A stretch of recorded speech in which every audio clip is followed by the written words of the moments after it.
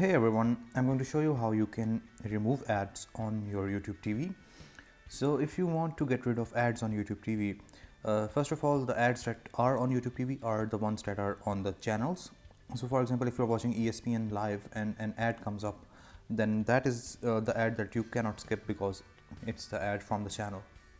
But if you want a solution for that, what you can do is you can record that show and watch it later and then just skip forward the ads, and that is one way to get rid of ads here. Or if you have the YouTube base plan, then you won't get any additional ads, just the ads that are in the channels live TV telecast. You're going to view that.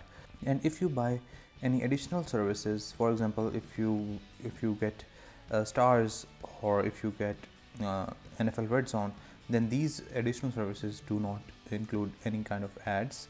So that is another way that you can get rid of ads. Other than that, there are no additional ads that YouTube TV give you if you are a premium member and if you have purchased the membership of YouTube TV. So I hope this was helpful. Thank you so much for watching. Bye.